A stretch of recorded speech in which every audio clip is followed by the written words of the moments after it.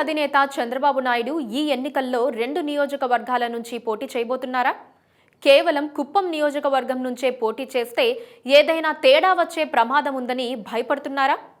TDP వర్గాల కథనం ప్రకారం ఈ ప్రశ్నలకు అవుననే సమాధానమే లభిస్తోంది.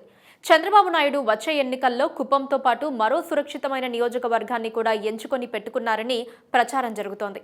తనకు ఏ నియోజకవర్గం అయితే గెలుపు తేలికవుతుందో తెలుసుకునేందుకు ఆయన 3 పర్యాయాలు సర్వే కూడా చేయించుకున్నారని అంటున్నారు.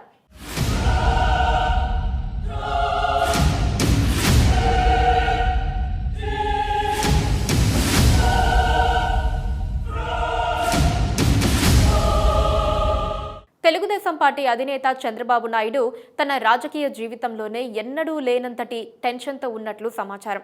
పార్టీలో ఏ నియోజకవర్గంలో ఎవరిని దింపాలి అని మాత్రమే ఆలోచన చేసే చంద్రబాబు నాయుడు ఈసారి మాత్రం తనకు సురక్షితమైన నియోజకవర్గం ఏదా అని ఆరా తీసుకుంటున్నారు. ఇంతవరకు చంద్రబాబులో ఇంతటి టెన్షన్ చూడలేదంటున్నారు ఆయన సన్నిహితులు. నిజానికి కుప్పం నియోజకవర్గం నుండి చంద్రబాబు నాయుడు ఏకంగా 7 సార్లు విజయం సాధించారు. అది టీడీపీకి కంచుకోటగా ఉంటూ వచ్చింది. అయితే 2019 ఎన్నికల తర్వాత టీడీపీ అధికారం కోల్పోయింది.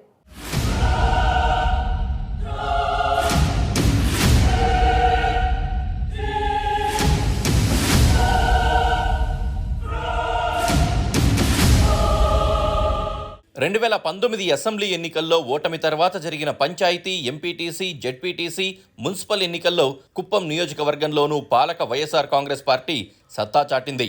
టీడీపీని చావు దెబ్బతీసింది. మొట్టమొదటిసారి చంద్రబాబు నాయుడులో భయం పట్టుకుంది. స్థానిక ఎన్నికల్లో విజయ ఢంకా మోగించిన సందర్భంలోనే 2024 ఎన్నికల్లోనూ కుప్పం అసెంబ్లీ నియోజకవర్గంలోనూ వైసీపీ జెండా ఎగరవేస్తామని జగన్మోహన్ రెడ్డితో పాటు సీనియర్ నేత పెద్దిరెడ్డి రామచంద్రారెడ్డి సవాల్ విసిరారు.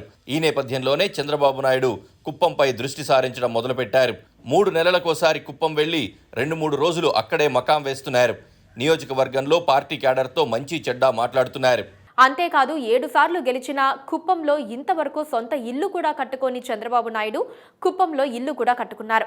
ఆయన సతీమణి అయితే సంక్రాంతి పండుగను కుప్పంలోనే జరుపుకొని హల్చల్ చేశారు.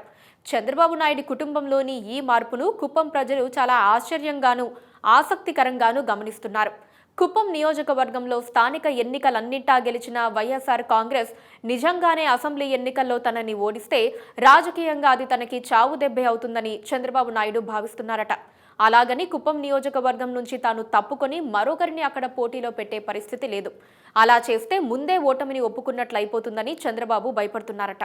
ఈ క్రమంలోనే కుప్పం నియోజకవర్గంతో పాటు మరో నియోజకవర్గం నుంచి కూడా తాను పోటీ చేయాలని చంద్రబాబు నిర్ణయించుకున్నట్లు పార్టీ వర్గాల్లో గుసగుసలు వినపడుతున్నాయి. అమరావతి పరిసర ప్రాంతాల్లో ఎన్టీఆర్, కృష్ణా లేదా గుంటూరు జిల్లాల్లో ఏదో ఒక బలమైన నియోజకవర్గాన్ని ఎంచుకునేందుకు కొద్ది నెలలుగా చంద్రబాబు చాలా కసరత్తు చేస్తున్నట్లు ప్రచారం జరుగుతోంది.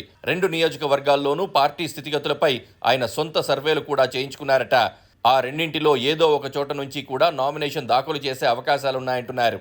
2 నియోజకవర్గాల్లో పోటీ చేయడం కొత్త ఏమీ కాదని, గతంలో ఎన్టీఆర్ కూడా చేశారని టీడీపీ నేతలు చెప్పుకొస్తున్నారు.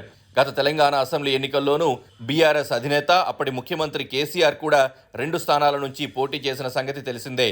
దీన్నే చంద్రబాబు అమలు చేయనున్నట్లు చెప్తున్నారు.